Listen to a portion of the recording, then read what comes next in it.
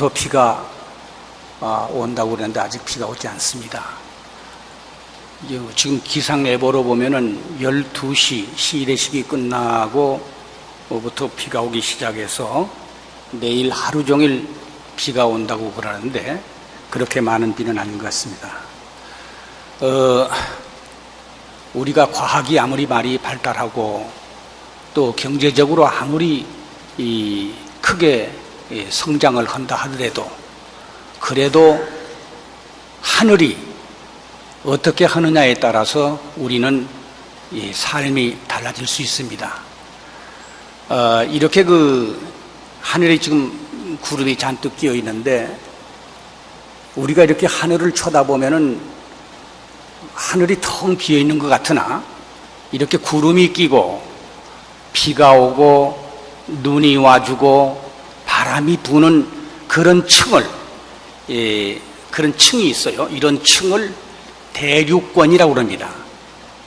기상현상이 나타나는 것, 기운 기자죠. 기운의 흐름이 나타나는 층을 대류층이라고 합니다. 이 대류층 위에는 성층권이라는 것이 있고 그 성층권 위에 중간권이 있고 중간권 위에 열권이라는 것이 천체 물리학적으로 분류를 했어요. 이것을 다 합쳐서 대기권이라고 합니다. 큰 대자, 기운 기자. 이 공기가 있는 권역을 대기권이라고 그러죠. 우리 지구가 이렇게 자전을 하면서 빙빙 하루에 한 바퀴 도는데 땅덩어리만 돈다면 어떻게 되겠어요? 이 큰 공기덩어리가 함께 돌아가기 때문에 우리는 지구가 도는 것을 느끼지 모르고 살아가는 것입니다. 이 기상의 흐름이 있는 대류권의 높이는 대략 땅에서 한 12km 정도라고 그래요. 한라산 높이가 1950m니까 약 2km 정도 되죠. 한라산 높이에 5개, 6개 높이가 이 대류권이라고 할 수 있습니다. 이 대류권이 없으면은 이 지상에는 생명이 살 수가 없지요. 이 공기가 있는 층을 대기권을 지상에서 약 1000km라고 그러는데 사실상 32km까지만 공기의 99%가 있고 그 나머지는 아득하게 멀지만은 1%의 공기밖에 없다고 그럽니다. 그 대기권을 벗어나면은 공기가 하나도 없는 텅 빈 우주 공간이죠. 대류권의 경우를 우리는 감사하게 하면서 생각해야 됩니다. 우리가 외국 여행을 할 때 비행기를 타는데 비행기는 어디를 날아가느냐? 대류권의 바로 위층인 성층권에서 나른다고 그럽니다. 그러니까 한 시간에 약 한 800km 내지 900km를 날아가는 매우 빠른 속도로 날아가죠. 공기의 저항이 적어지기 때문에 그렇습니다. 비행기 창에서 이렇게 내려다보면은 높은 구름이 저 밑에 내려다 보이죠. 그러나 더 높이 올라가면 더 빨리 날을 수 있지 않겠느냐 이런 생각을 할 수 있는데 그보다 더 높이 올라가게 되면은 이 비행기는 제트 엔진으로 날아가는데 제트 엔진이라는 것은 공기를 앞에서 빨아 마셔 가지고 그걸 압축해 가지고 태워서 그 불을 뒤 꽁문 위로 뽑으면서 추진하는 것이 제트 엔진입니다. 그런데 더 높이 올라가 버리면 공기가 희박해져서 빨아들일 공기가 없기 때문에 비행기가 날 수가 없어요. 그 위에 올라가려면은 요즘에 북한에서 쌓아 올리는 로켓인데 이 로켓은 어떻게 날아가느냐? 로켓은 이미 그 로켓 안에다가 그 공기 주머니를 싣고 가서 거기서 그 공기 주머니에서 연료를 태워가지고 폭발시켜가지고 날아가는 것입니다. 대기권 밖으로 나가게 되면은 이 진공 상태에서 인공위성이 흐르고 있는데, 인공위성은 지구를 한 바퀴 도는데 1시간 반밖에 걸리지 않는다고 그래요. 참 이 텅 빈 이 공간이지만은 우리가 무한한 그 무궁성을 거기서 볼 수가 있습니다. 그러면은 대기권의 근원적인 에너지원은 무엇이냐? 두말할 필요 없이 태양입니다. 해가 없으면은 큰일 나지요. 만약 이 태양이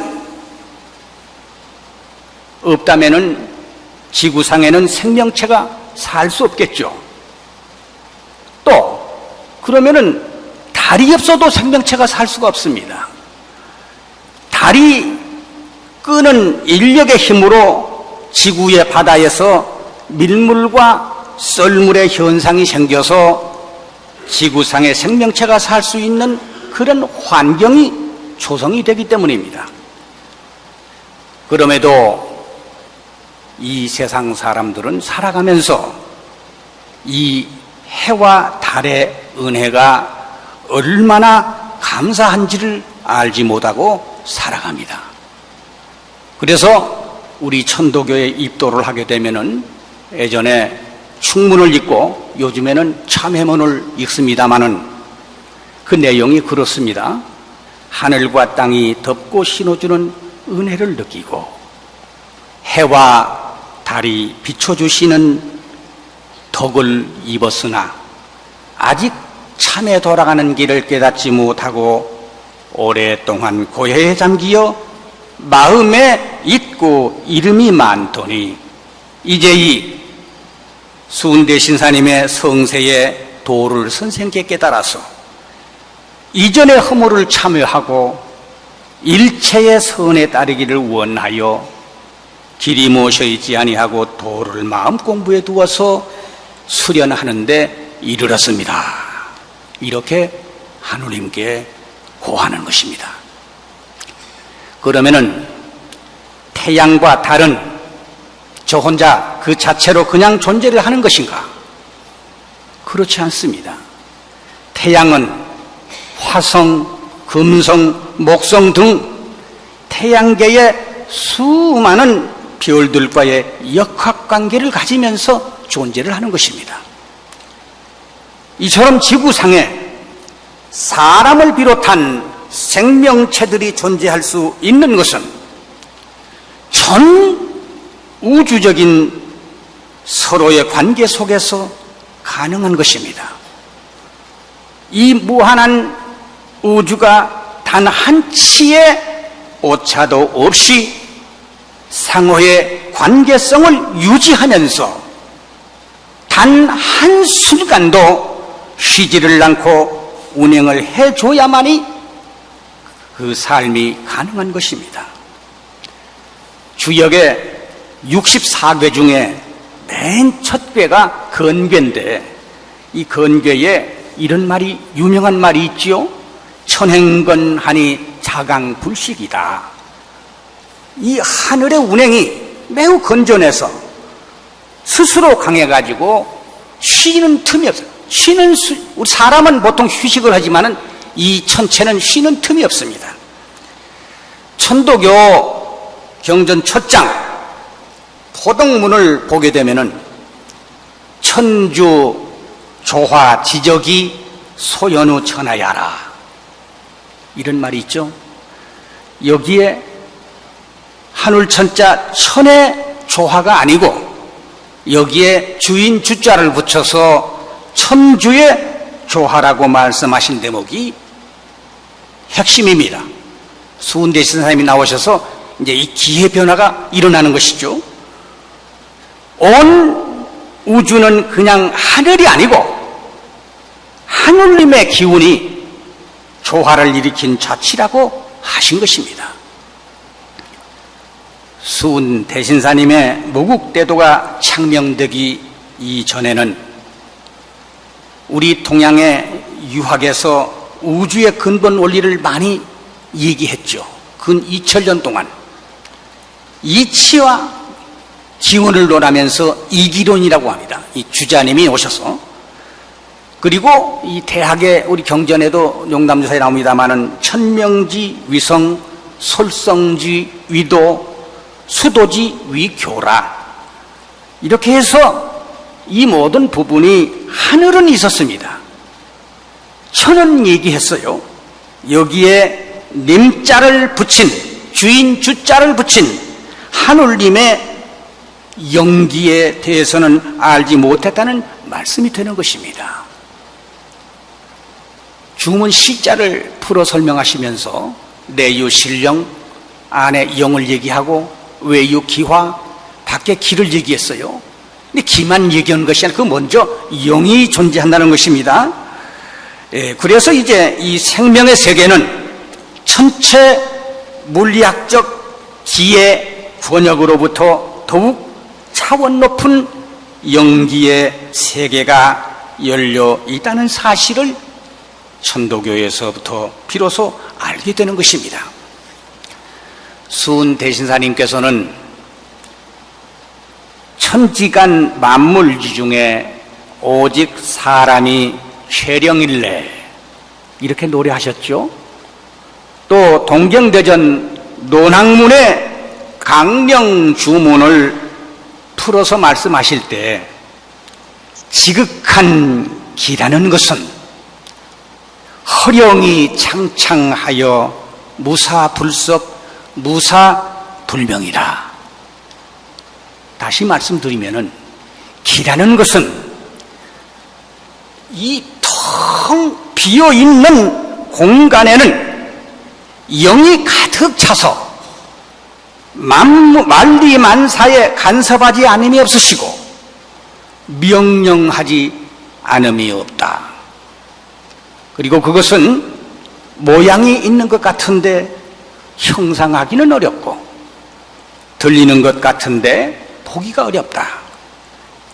이것을 뭐라고 그러느냐? 혼언지 일기라 했습니다. 혼언일기.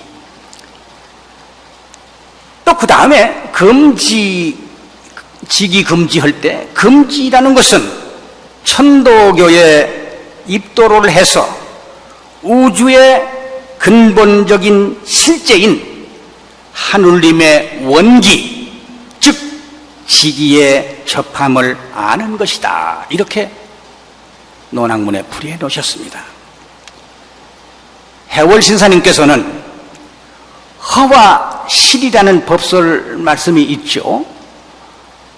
여기에 마음은 본래 비어서 물건에 응해도 자취가 없다고 하신 대신사님의 탄도유신급편의 이 경의 말씀을 풀어서 말씀하시면서 아무것도 없는 텅 빈 가운데 영이 있다. 그래서 모든 깨달음이 그곳으로부터 나온다 하셨습니다. 그곳은 비어서 고요하고 움직이면서도 섞이지 아니하며 형상이 없는 가운데 형상을 나타내는데 이것이 바로 혼언지 일기에 참된 것이다. 이렇게 법설했습니다. 좀 어려운 듯 하지만은 자상히 살펴보면 매우 신비로움이 있습니다. 내 몸이 영기를 가지고 생명 현상을 일으키는 것은 그리 간단하지 않죠. 우선 이 몸이 생기기 이전을 차치하고라도 지금 당장 내 몸이 살아있으려고 한다면은 공기와 물을 마셔야 하죠. 또 곡식도 먹어야 합니다. 곡식은 어떻게 해서 생긴 것이죠? 하늘과 땅이 없으면 곡식이 생길 터전과 공간이 없습니다. 공기와 물이 없으면 무엇이 되겠어요? 태양이 없으면 아니 됩니다. 곡식과는 별로 아무 관계가 없을 것 같은데 다 달이 없어도 안 된다고 아까 제가 말씀드렸죠. 달이 있어야만 이 기상현상이 일어나기 때문에 그렇습니다. 그래서 해월 신사님이 천지 부모 편의 법설을 말씀하실 때 어찌 사람만 먹겠는가? 해도 먹고 달도 먹는다고 야릇한 말씀을 하셨죠. 자, 각자의 몸을 이렇게 한번 만져보세요. 이 몸은 내가 만든 것입니까? 아니죠. 그러면 내 몸과 이 생명은 누구의 것입니까? 내 육신이 나의 부모님으로부터 나왔으니까 우리 부모님의 것입니까? 그렇지 않죠. 수은 대신사님께서는 이 온 우주에 지극한 기운을 운용하는 조화자를 하늘님이라고 부르셨습니다. 그리고 보덕문에 말씀하시기를 이 온 우주는 하늘님이 표현해내는 조화의 자취라고 하셨습니다. 내 몸도 물론 하늘님의 조화의 자취인 것입니다. 그래서 나의 몸은 누구 것이죠? 내 것이 아니고 하늘님의 것입니다. 여기에는 단 한치의 의심의 여지가 없는 것입니다. 그런데 이 세상 사람들은 아주 큰 착각을 하면서 살아가고 있죠. 하늘님 조화의 작용인 이 우주를 다만 물질이나 에너지의 차원에서만 바라봅니다. 전체 물리학이 그렇습니다. 나의 부모님과 자식들이 물질이나 에너지 덩어리로 보입니까? 지구상에 사람이 있기 전부터 우주는 있었죠. 이 우주의 한 현상으로 사람이 화생하였습니다. 그런데 어째서 사람에게만 정신이 있고 사람의 몸을 화생시켜준 대우주에는 정신이 없다고 생각을 할까? 나에게 마음이 있듯이 이 대우주에도 대우주의 마음이 있는 것입니다. 사람에게만 정신이 있고 대우주에는 정신이 없다는 그런 생각은 인간이 대우주의 한 부분이 아니고 인간만이 홀로 특별하게 별도로 존재한다는 잘못된 인식에서 나온 착각인 것입니다. 대우주의 지기가 사람을 화생하고 그 생명 현상을 통해서 이 정신을 발현시키고 있는 것은 지금 이 순간에도 명확하게 알 수가 있는 것입니다. 다시 말씀드려서 사람의 정신은 대우주의 정신의 한 부분인 것입니다. 그래서 사람의 정신은 사람의 몸이 소유한 것이 아니고 하늘님의 정신에 속해 있는 것입니다. 사람이 어찌 자기 스스로가 자기 자신을 만들 수 있겠어요? 다만 하늘님의 몸과 마음을 내가 잠시 평생 동안 관리하고 이용하고 있을 뿐입니다. 자, 그렇다면은 내 몸과 내 정신은 어떻게 관리를 해야 합니까? 결론부터 말씀드리겠어요. 하늘님의 뜻에 맞도록 관리를 하면 되는 것입니다. 그렇다면 하늘님의 뜻이 뭐죠? 하느님이 천지 만물을 조화로 화생시킬 때에는 어떤 뜻이 있었을 것입니다. 이는 조화로 운행되는 자연계와 인간사를 잘 살펴보면 알 수가 있어요. 사람들은 자연 법칙을 이용해서 인간의 문명을 창조합니다. 그러나 자연의 법칙을 이용만 하는 것이지 자연의 법칙 자체를 바꿔버리지는 못합니다. 이것이 무위자연이라고 하는 것입니다. 사람이란 자연의 법칙을 살펴서 따르는 것입니다. 한마디로 경천명순철기를 해야 하는 것입니다.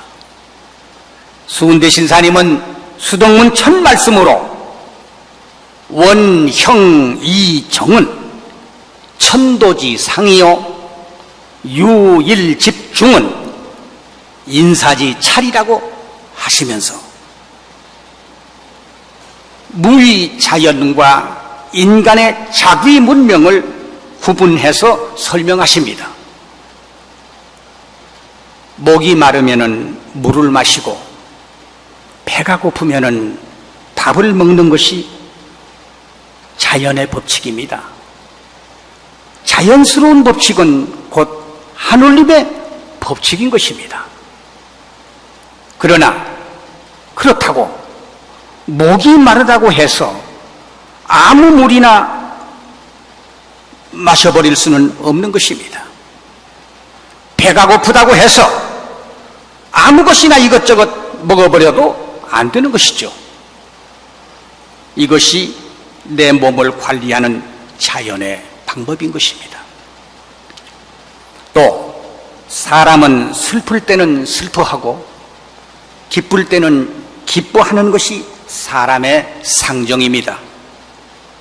그렇지만 너무 지나치게 슬퍼하거나 너무 지나치게 기뻐하는 것은 그렇게 자연스럽지 못합니다. 그래서 사람이 이 세상을 살아가면서 내 몸을 관리하는 것보다 훨씬 더 중요한 것이 내 마음을 관리하는 것입니다. 내 마음을 어떻게 관리하나요? 이것을 알기 위해서는 내 마음이 어디에서 온 것인지를 알아야 합니다. 내 마음의 근원이 어디입니까? 바로 하느님이십니다. 하느님의 마음은 천지의 마음이고 곧 대우주의 마음이라고 경에 여러 군데 말씀을 하십니다. 사람의 마음도 하느님의 마음에서 나온 것입니다. 그렇다면 내 마음을 관리함에 있어서 가장 먼저 해야 할 일이 무엇일까요? 내 마음이 하느님의 마음에서 어긋나지 않아야 합니다. 그러면 하느님의 마음이 뭡니까? 다시 결론부터 말씀드리겠습니다. 동귀일체입니다. 경신 4월 초 5일에 하느님이 수은 대신사님께 최초로 하신 말씀이 있습니다. 오심즉 여심이라. 내 마음이 곧 너의 마음이다. 이 말씀은 하느님의 마음과 사람의 마음이 다르지 않다는 뜻인데, 그런데 왜 수은 대신사님께 천도를 전파하라고 하셨을까? 포덕하라고 하셨을까? 이 세상 사람들의 마음이 하느님의 마음과 이미 달라져 있었기 때문입니다. 불고천명이라고 했습니다. 지금 세상 사람들은 각자 자기의 개별 생명을, 이 몸뚱아리를 가지고 있기 때문에 내 생명과 마음이 전체 대우주의 생명과 연결되어 있다는 사실을 깜빡 잊어버리고 살아가고 있는 것입니다. 그래서 이 세상의 모든 개별 생명들이 본질에 있어서는 하나라는 사실과 서로 다른 모든 개별 생명들이 동기일체가 됨으로써만이 잃어버린 우주의식 하느님의 마음으로 다 함께 돌아가고자 함이었던 것입니다. 돌아갈 귀, 한 가지 동귀, 한일 몸체자. 이것이 오심즉 연심의 본뜻인 것입니다.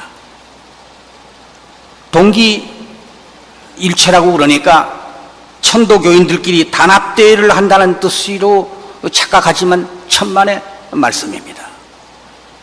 하느님과 한 몸이 되는 것이 동기일체인 것입니다. 무엇을 통해서? 주문, 수련을 통해서 그렇게 다가가는 것입니다.